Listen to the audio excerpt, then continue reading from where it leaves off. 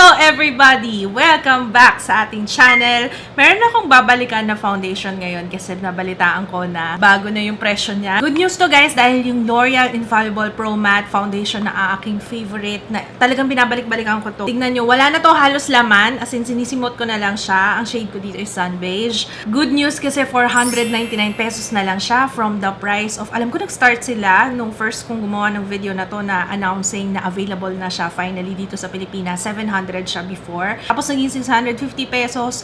Pero ngayon, 499 pesos na lamang po siya. Alam ko marami akong natatry ng mga bagong foundation na nagiging paborito ko na rin. Pero ito yung foundation na talagang binabalik-balikan ko. I swear, every time na nagta-travel kami, ito talaga yung dinadala ko kasi travel-friendly siya. Ayun lang, ganito yung lalagyan niya. Unlike sa mga most foundation ko na babasagin, ayokong magdala ng mga ganon, lalo na pag bumabiyahe. Ang purpose nitong video na to is to share with you na 499 pesos na lamang po itong foundation, itong L'Oreal Infallible Pro Matte na powder. Guys ha, bagong gising ako kaya ganyan yung itsura ko kasi may gagawin tayong challenge. Ito yung gagamitin kong dalawa na combination for today. Gagawa tayo ng no touch up challenge para maipakita ko sa inyo kung bakit ko siya naging paborito. Malamang if you click this video, isa sa mga problema mo yung pagiging oily kasi ako parang tanggap ko na siya.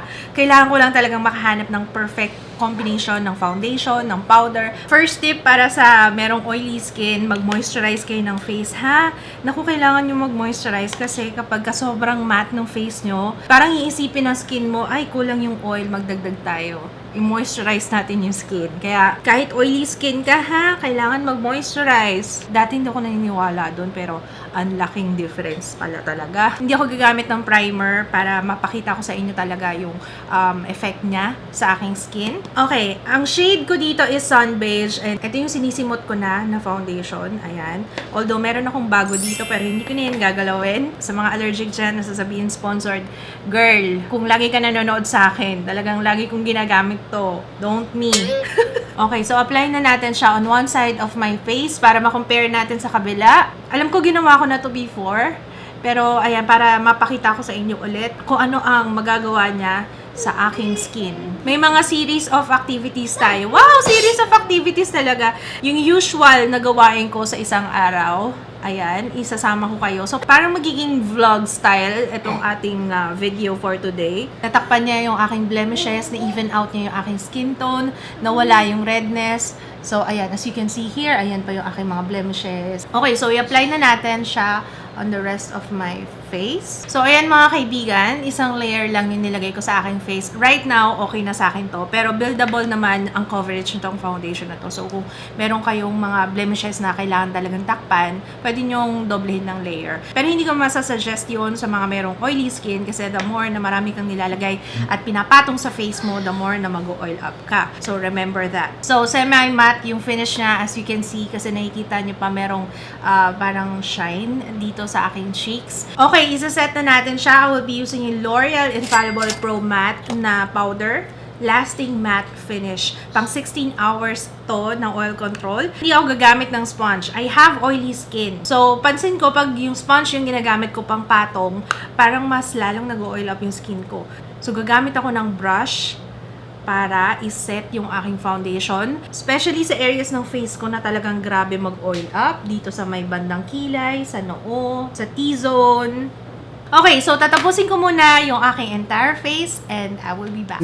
Okay, so this is our final look. First, siguro na gagawin ko ngayon is magluluto habang nag-aalaga kay Ju. Tapos maglalaro tayo, tutoy, no? Usual stuff na ginagawa ko sa araw-araw. So, magiging vlog style talaga itong video na to. So, ready na kayo?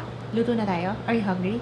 So, ngayon guys, nagluluto ako at kasalukuyan ako naghihiwa-hiwa ng mga ingredients para sa spaghetti and wala pa akong nakikitang pagbabago sa aking face. Actually, nagugustuhan ko yung ganyan, oh. Merong lumalabas-labas na shine ng konti para ako nag-highlight. Pero hindi ako nag-highlight. Sa nose lang talaga ako nag-highlight, guys.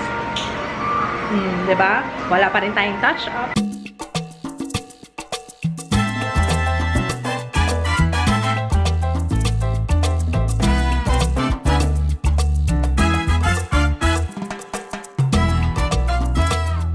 Okay guys, update. Ayan, wala pa rin tayong touch up. In fairness, ang fresh pa rin tingnan. Hindi pa malagkit yung face ko. So, ayan, nag-edit ako ngayon. Ayan, editing is live.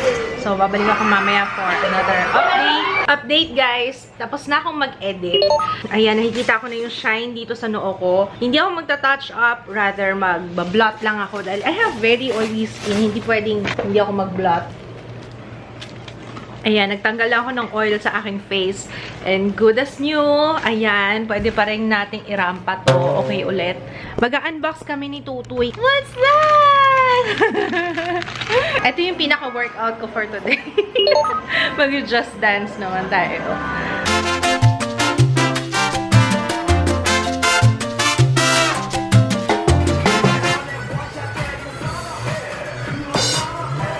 Grabe, ngayon pa lang kami nag-just dance kaya na-addict ako. Just ko, good luck bukas. Parang feeling ko sasakit yung katawan ko. Pero maganda siya pang workout. Final update in a bit. Okay guys, before ako mag-last and final update, gusto kong mapakita sa inyo yung aking face up close. Ayan yung punas lang ng good morning towel. Hindi ako nag-blot.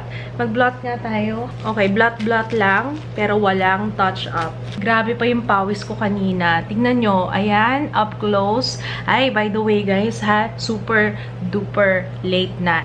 It's 2:25 AM. 14 hours na sa aking face.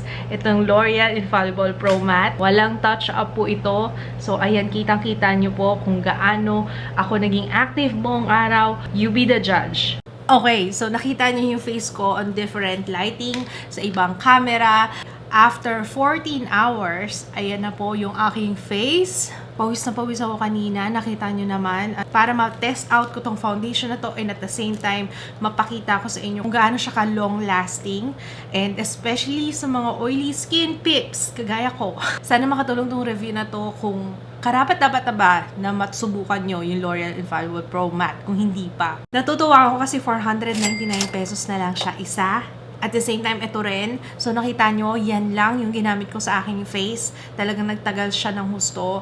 That's how much I love itong dalawang to. Sana magustuhan nyo rin, lalong-lalo na sa mga super oily skin na kagaya ko. It's worth trying out, guys. I'm happy na isa to sa mga foundation na talagang binabalik-balikan ko. Kasi it works well on my oily skin. So, ayun, let me know, guys, ha, kung nasubukan nyo na siya. If you wanna share your experience, comment kayo sa baba. And, ayun lang, sana nakatulong tong video na to, guys. Thank you, L'Oreal. At binabaan nyo yung presyo nyo. It's 499 pesos na lang. So, mas lalong abot kaya para sa ating mga Pinoy. So, yun lang. Thank you so much for watching. Sana na-enjoy nyo tong video na to. At kung oo, don't forget to thumbs up.